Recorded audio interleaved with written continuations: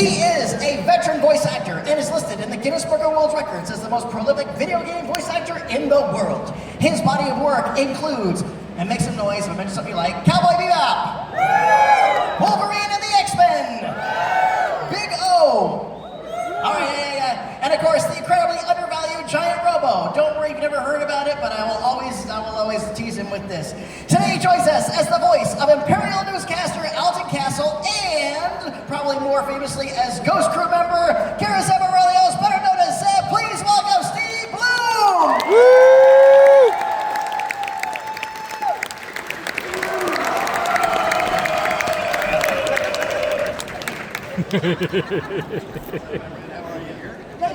Or anywhere you like, that was good too. And next, she's an actress whose roles include Young Justice, The Internship, and of course, The Good Place. Today she joins us as the voice of Force-sensitive Mandalorian Sabine Wren. Please welcome Tiya Sircar!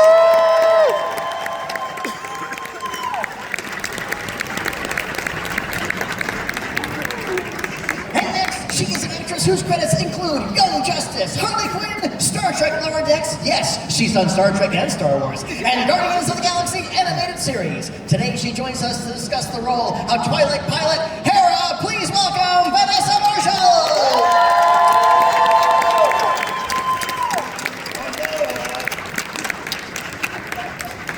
And finally, he is an actor and writer whose body of work includes The Vault, Waltz Before Mickey, and Bucket and Skinner's Epic Adventures. Today he joins us to discuss the role of Jedi Padawan Ezra Bridger. Please welcome Taylor Gray!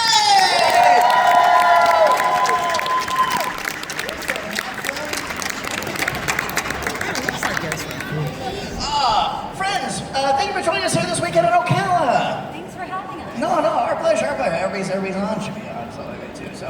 So what I would love to do is, I would just love to hear how each of you got involved with this really remarkable series. What was the auditioning process like? Was it under a code name, like a lot of Star Wars projects are? And when you got the role, what did they tell you up front, if anything? Want to start down there? I've told this story before. This is Well, it's the origin story. It was codenamed Wolf. We can all imagine why. Dave Filoni loves wolves. And I am a genius who was like, oh, I'm for sure reading for the Jungle Book. It's Mowgli. I know exactly what I'm doing. Even though in the script there were like light swords. Sun swords. And they were using not the Force, but a power or energy. And I was like, it's just blue. It's gotta be blue. And so I think we all probably auditioned, sent in tapes, and then at some point met with Dave and Disney and the creators, and then we did these shorts, and we were kind of off to the races. But yeah, and then it was just a quick learning curve to learn from some of the best voiceover actors there are. So it was amazing, and I feel so fortunate to be a part of it. These ones in particular. It was called Project Wolf, and there were sun swords mentioned, and everything is a metaphor for Star Wars for me. So luckily, everything I projected onto the script worked in my favor. And I got a call back, and I remember I saved the parking pass because I thought this is as good as my life is ever going to get, is to be that close to Dave Filoni. Because I walked in and I said, oh, that's what a sun sword is, you know, when I saw him, and I did my call back, and there was a Twi'lek on the wall, and I'm freaking out. My mind's racing with storylines and this and that. Anyway, so it worked out, and I remember when my agent called, she actually asked if I needed a paramedic because I was hyperventilating and sobbing tears of joy. I was so grateful to be a part of it. And when we first got there, they did give us kind of a Bible with, you know, sort of, this is your spaceship, this is where you sleep. I was dying.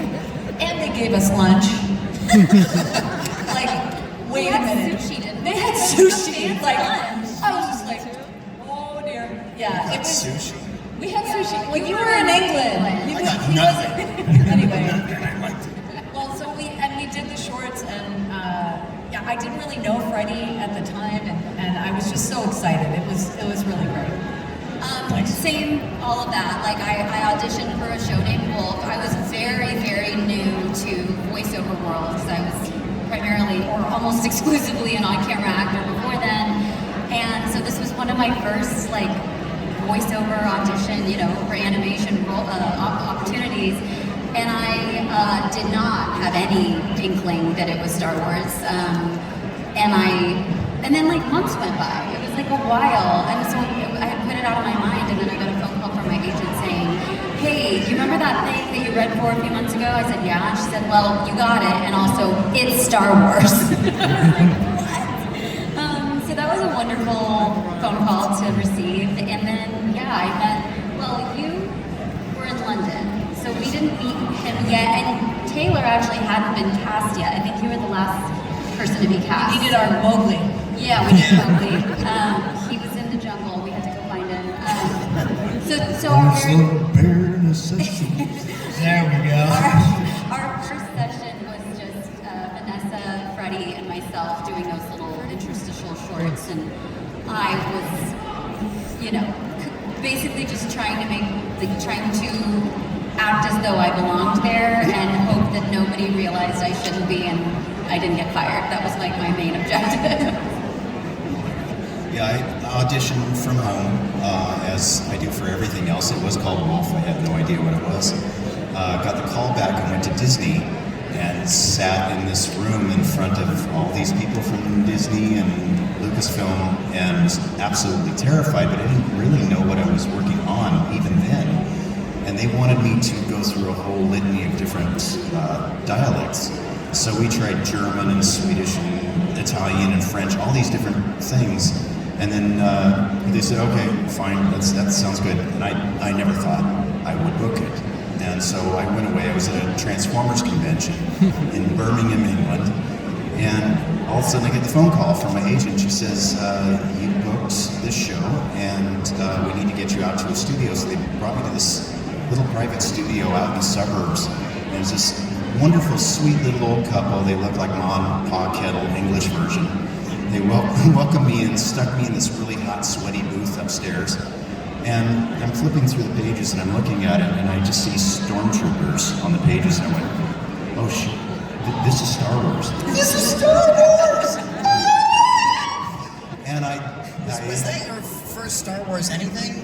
No, I had been Because working. you had done bits and pieces. I was working on the games for years. Yeah. For LucasArts. I've been working on Star Wars games since their inception. Yeah. Pretty much. Back before they were doing Star Wars games, I did like Full Throttle and The Dig, things like that.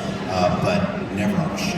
Yeah, never So- narrative, full blown. Yeah, and I've been a fan since 1977. I was their opening weekend for A New Hope. And so for me, in that little sweaty booth in Birmingham, England, I was squeeing like a little fangirl and sweating and snotting all over myself. It was fantastic. And then I meet these guys months later, and we get to work together, and we fell in love, and we're all family. And I literally love them as much as I love, probably more than members of my own family. Very nice. What, looking back on it, what's like one point in the series, maybe related to your character, maybe just in watching, that just really has struck a chord in you? You know, when it happens, like, wow! It's that wow moment. Oh. Well, I think we all know it. Well, there have been a few, actually, when I was Juba bait. It's kind of going back to what my actual function has been, mostly in the industry, just being dragged underground. No, but I think it was in, I don't remember the name of the episode. You guys know the name of the episode. With Callus, when we first met on that moon. And, well, we hadn't first met. I think we had fought before that. But we were on that moon, and it was this episode where these two guys are really going through all of the pain and PTSD of their upbringing, and they're starting to heal and work together as a team. And that was, I had never done that in a cartoon before. That was intense and amazing and kind of life-changing in some ways.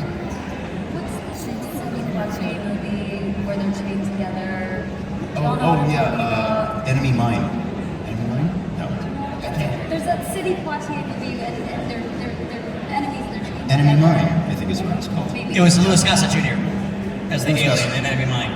Oh, am I talking about a different movie? Okay. Anyway, might be it different. reminded me of that movie. I think it was based on that. Oh, really? I think Which so. was actually based on a World War II movie called Hell in the Pacific with Toshiro Mifune and Dirty Dozen. Lee Marvin. That I didn't know. Okay, we all learned something today. That's why I got this job. I know all this useless knowledge. Well, I was was at Star Wars weekends, and I don't know, Molly, where are you? Molly, different Molly. That's Molly 1, and Molly, that Molly, also last name begins with an R, but she was my handler at Walt Disney World, and we're still friends.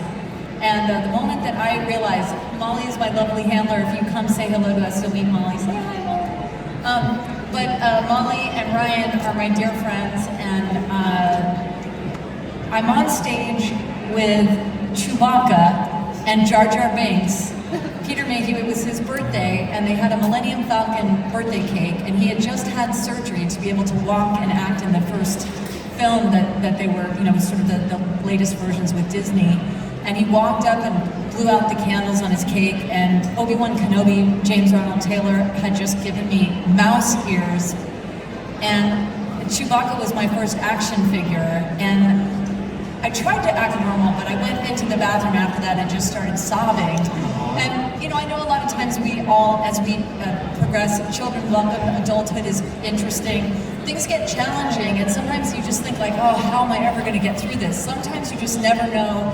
They say don't quit before the miracle happens. You just never know how wonderful your life can get. And it was at that moment that, I guess that was my full circle moment. You said in that sweaty booth in Birmingham. For me, I'm sitting next to my first action figure as he's walking for the first time, blowing out candles on a Millennium Falcon. And Molly took me back to the hotel, and I just said to her, could you pull over for a minute? And she said, yeah. And I just looked at her and screamed and started sobbing. And that moment, I think we're bonded for life. You saw me at my most vulnerable, at my most grateful, at my most humble, and it just cracked my heart wide open. And to be given a Star Wars family like I have today with all of you is just, I feel beyond blessed. So I need to let you know how much you matter to me, and thank you. Oh my gosh, I meant to be so Oh, we're doing this for candy? No, Let's go. You say something. Everybody who asks a question stays in the rules. They get a piece of candy, and when you guys say something that tickles me, I give you a piece. It's like the handshake on the thank British you. Viking show. Yeah. It's sour candy too, so I'm winning over here. All I right. don't think I can follow up with that. That's fair. Can you? That's fair. Got a moment, an oh gosh moment from the show? Oh gosh. What was the question? What was the question? The question was, is there a moment in the show that struck a chord with you? Okay, so maybe Oh, as you know, your they- character, they or played- a revelation, or... Yeah, I was like, okay, we're doing Star Wars. Yeah. When they played James Earl Jones in the studio for us, like, that's not it. It sounded like I might have just yawned. Then I remember being like, okay, this is Star Wars. This is different. This is the coolest villain in all of cinema. Right, guys? Yeah. So that was when it really became special. And I remember looking around at you guys like, oh, maybe I shouldn't be here. This is crazy. But that was really cool, especially because James Earl Jones actually did it in Rebels, and that was very special. Rest in peace. Mine is actually, well, when we got these jobs and signed on to this project, Dave Filoni and the writers had sort of tried to give us a preview of like, okay, this is what's your life is gonna be different now, and tried to enumerate in what ways. But there was really nothing that could really illustrate that, except for we went to San Diego Comic-Con, and we had an audience of like 5,000 people, and not one single second of our show had aired yet. So we had this huge, it was incredible, and the amount of like love and support and enthusiasm for a show that nobody in the audience had actually watched yet. That was like my first inkling of, or my first sort of idea that like, oh, okay, this is something much, much greater than myself and the five of us and even our show. Like the Star Wars fans that were there that day welcomed us into the Star Wars family in such a monumental, amazing way. That was kind of my first glimpse of what was to come. So thanks for being the best fandom in the galaxy. I have a quick question. I'm just curious, those of you who met us at Star Wars weekends, can you raise your hand? Because look at how I know exactly, and I know you all from back then. It's so wonderful to see you that we're all still alive after the pandemic. No, I mean I'm just so grateful to see you and hug you and be near you. But I mean, this isn't like just a hashtag. Like this friendship, this chosen family is a real thing. So I'm happy that you're all here. I just want to say, yeah, it's incredible. As are we. Well, before we go out there and start taking some of their awesome questions, thank you for indulging my capricious curiosity. On behalf of myself and the audience and the fandom in general, I thank you all. I thank you for your talents and your professionalism, the performances you brought to these roles, and your collective body of work in general. You have all had wonderful careers, and you brought great entertainment across the board for so many projects. And thank you all for that. Thank you so much. Alrighty, if you've been to these all day, you know how this goes. Alright, you want to do a lineup first? Whoever comes first, I'll give you 2 pieces. Okay, you came up pretty quick, alright. Hi, what is your name? I'm Cheryl, and I did meet all of you at Star Wars Weekends. I know you remember that. I don't remember. I don't remember yesterday. I do! I'm lucky I remember to wear pants. Yes, but you remember. She says hello. She does Hello. Yeah. Well, but yeah, so Steve, you had just said that your favorite episode was, and I'm trying to remember it too, but no one else actually got to Somebody here answer knows. that question. Yeah, I know. I should just look it up on What is it? You don't know the episode name? Thank you. Thank you. Honorable ones. The Defiant This one. is why That's the movie. There you go. Oh, I know. The Defiant ones when they're chained together. So it wasn't that obviously it was The Defiant ones. Defiant ones. Okay. Do you see? Yeah, I couldn't hear up there either. I thought they were talking about Thank you. I don't know The nothing. honorable ones, which must have been based on or inspired by the Defiant. So the lesson is, don't listen to anything Steve says. And only sometimes listen to what he says. Sorry, please go on. So what's the question? The question is, no one else actually answered what your favorite episodes were for your character. Well, I didn't ask that. I Well- said, what was a moment that made you go, whoa? Whoa, but Steve did answer with an episode, but we did not get it from everyone else. But if So- Steve, you would like to actually say another one, go for it. Okay, a moment that made me go whoa, which was also my favorite. Well, okay, I have a favorite episode as an actor and a favorite episode as a viewer. My favorite episode as a viewer is probably the series finale and the epilogue, which but as an actor, I would say Trials of the Darksaber was my favorite. Yes.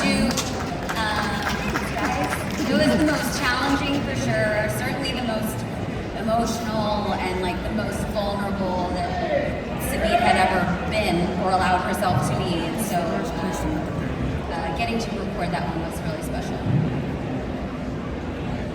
I love Wings of the Master, Woo! where Hera flies a V-Wing. I've said that before. But also when Snips sees his eyes at the end, that's my favorite viewer moment because that came full circle from Clone Wars and just ripped my heart out. My favorite episode was A World Between Worlds. Yeah, I thought it was just time travel in Star Wars is pretty cool. And hearing like Princess Leia and everyone through the different portals is very And the fun. animation in that. Animation was cool. Yeah. Yeah. I love, Thank you. I love the one with the purgles too, when they were first Oh, introduced. yeah. 'Cause I love whales and space whales. I mean, it's two of the best things possible. Hi, what's your name? Elizabeth. Hi. Very good question. What is your favorite book? Oh. The Little Prince. Yeah. Star Wars or, I think favorite book, however you describe it. well, Swan's Way by Proust is good, but so is A New Dawn. Oh my gosh, I have too many favorites. I know I have too many in my head too. Four Agreements for me. Oh, Yeah. that's a good one. Green Eggs and Ham. Yeah, you can just say it. Favorites You can in say it, different Tiya. genres, but gosh, Unbearable Lightness of Being. Nara. Oh, you like that, did you? Yeah, that's good. Up there with Green Eggs and Ham. Same storyline. Yeah, exactly. Good one. There you go. What's your favorite book? Alex Hawkins. Alright, Oh, What's your name? My name is Chloe. What you got? Hi, Chloe. Hello. So, touching a little bit on whenever Kenan Jarrus gets his sight back, we're watching that as a viewer. How did that hit you, impact you, watching it? I couldn't hear the first part of that. When Kenan Jarrus gains his sight back and he's pushing everybody away to safety. Well, here's the thing. You read that on the page and it's like, oh, that's devastating. But then you see what Lucasfilm Animation does. Speaking of cracking your heart wide open, that was some of the most beautiful animation I've ever seen in my life. The colors that go down in that scene, just all the feels, it was really devastating. Yeah, you can't even imagine how good it would be until you actually see it, even though you've read it on the page. I don't know, do you think? Also, like all things Kanan related, you know, that was all a very emotional time for all of us as a cast, because as you can probably tell, we love each other very much. We spent a lot of time together making the show because we were very fortunate that, you know, Dave Filoni or Lucasfilm and Disney insisted that not insisted, but they had us record as a cast, which is pretty unusual nowadays in voiceover world. So losing Kanan also meant, sorry, spoiler alert, but losing, I feel like Wait, what? The statute of limitations. Yes, we are past that. Yeah. We are past But, you know, losing Kanan also meant losing Freddie for us, and so all of it was very heavy and yeah, it was very emotional. So it was like not just watching it as a viewer and the storyline and Kanan, but also layers upon layers of our personal feelings about the voice actor who played Kanan and our relationship with him. So. And we watched that together at Disney. They sat us down and watched that together. And I remember during that moment, I was just sobbing through the whole episode. And so I could barely even focus on what was happening on the screen. I was like, am I really seeing this? This is crazy. I shouldn't feel this is a cartoon. Oh my God. That made me more emotional than almost anything else I've ever watched. It was insane. And we got to do that together as a family. It was really cool. Great question. Thank you. Hi. Taylor didn't care at all. So. What you got, Emily? We know that there's a lot of very important life lessons to learn about Rebels. Which ones with your specific characters hit you guys the most? You guys are bringing it with the questions, by the way. These are not questions we get often or ever. What life lessons have each of us learned from our characters? Never trust a droid.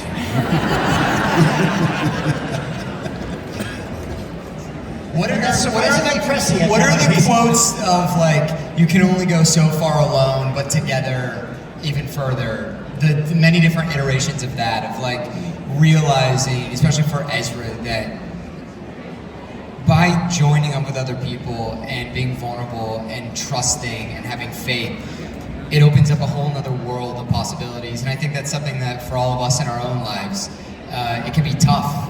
But when you are willing to open up to other people, there's just such a wealth of possibility, and it's so beautiful. And I think the chosen family theme of Rebels connects with a lot of people. So I would say that. And then for Star Wars in general, the message of hope is just so cool, because we all need hope always, now and forever. And I connect with that that idea of just holding on to hope despite what is in your face. Hera learns kind of an important lesson when she says, I thought there would be more time. And what I took away from that, of course I've loved the chosen family, and we really do have a chosen family, but I also, while I admire Hera's focus on the very high stakes at hand, she didn't connect with someone that she lost as much as she would have liked, and that reminded me to try to have more work-life balance and let people know that they matter all the time. So that really meant a lot to me. Yeah. I think I would say, well, the idea of, I don't know if you said vulnerability, but like that it's okay to allow yourself to be vulnerable, even someone as strong and capable and smart and, kick ass as Sabine. Which character? Do you this is real. This happens all day.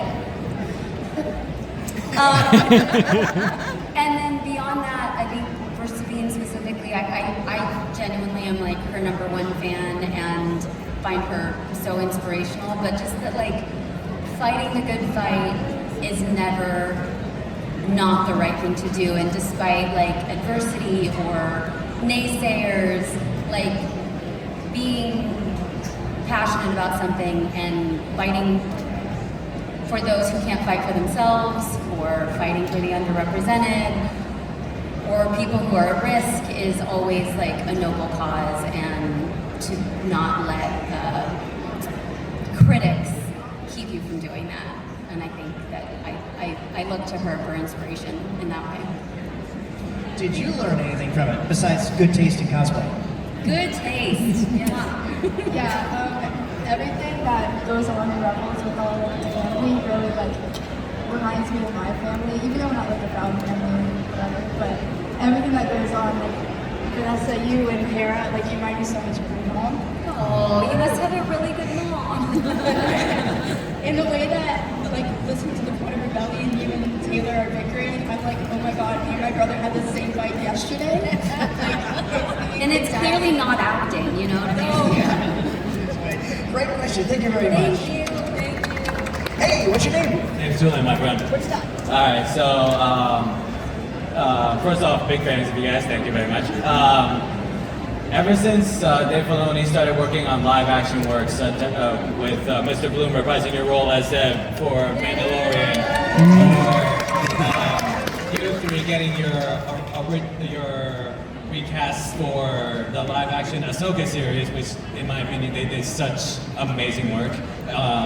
My question is, what are your guys' thoughts on your live action adaptations? Like, did you meet the cast? Is there an in-depth analysis, or do you think Chopper's going to commit more war crimes in Ahsoka season 2?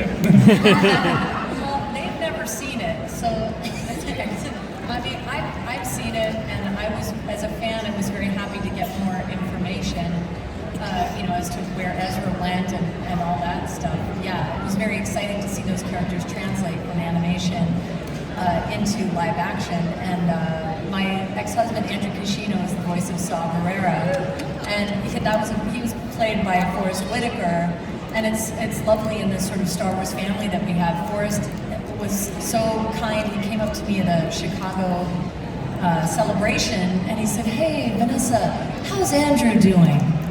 And I was like, I called Kish, and I was like, "Dude, Forrest Whitaker knows your name."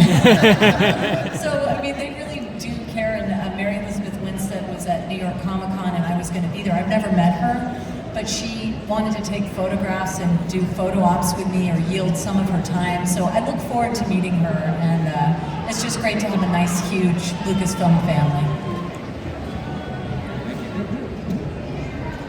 Hi, what's your name? Nicole. What you got? First of all, I love the podcast, Hot Rebellion.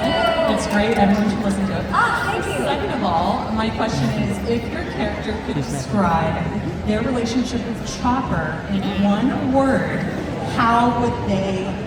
what would be the word? Problematic.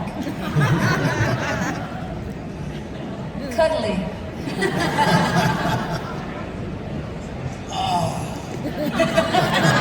That's his answer. Perfect. Carabas. Thank you. You look great, by the way. You have a question? Look at you. Well, I'll tell you what, we are just about at time, so you're gonna be our last use it question. Ashley. How about this? Why don't you come up on stage and ask them right in front of you? You wanna do that? All right, come on. What's your name? Bobby. Bobby. Hey, Bobby. Hello, Bobby. Hey, Why don't you come on up, Bobby? Yeah, step, and step, and step, and step, and step, and step. And hey, Bobby. So Bobby, what's your question you want to ask them? Question, what makes your family strong? Bobby coming in with the Right. heavy hitting. Philosophical. What makes your family strong? Love and Melu runs. And trust in each other and in ourselves. Listening. little bit of the Force. Bobby, what do you think makes a family strong? I think makes a family strong is your kind heart. Wonderful sentiment here. Have a blue and green. You guys are doing. Well, Bobby! All right!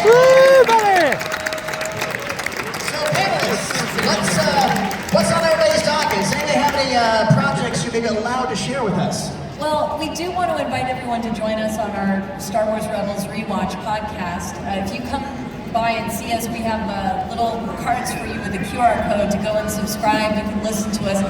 Literally, the bickering that you just heard between the two of them goes on all the time. We also have amazing guests. Yes, guests on our podcast, such as the incomparable Steve Blum and Dee Bradley Baker and Ashley, and James Arnold Taylor. So it's fun. We just Hello basically there. rewatch episodes and talk about them and sometimes get into arguments. Not all of us, just a few of us.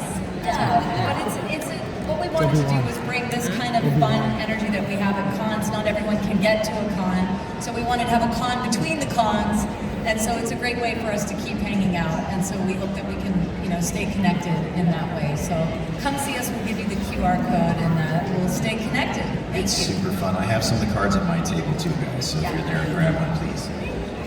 And I just found out yesterday that I can say that I'm Tank Dempsey coming back for Call of Duty Black Ops 7. So it's a splatter score big sex. Nice. Yeah, I have a project that I'm working on that's not announced yet, but if you go to my website, VanessaMarshall.com, you can follow me on socials, and I'll tell you as soon as I can. Good news. You have stuff. Good stuff. Potter Rebellion at Potter Rebellion. Pod of Rebellion, that is the name of the podcast. Are you not going to do your stuff? All right, well, I'll do my stuff. Okay, and if you're interested in learning voice actor, go to BloomBotStudios.com. Yes. And I have a show coming out soon, I hope in spring, on Amazon Prime called Scarpetta, based on a book series called Scarpetta. And it is quite a departure from Rebels and Sabine Wren, but it's juicy. It's a juicy show. So if you like mystery and Nicole Kidman, then please watch. Awesome. Thank you, guys. One final question before we go. Do y'all want to take a picture of this wonderful audience? Yes, please. All right, everybody. Here's what we're gonna do.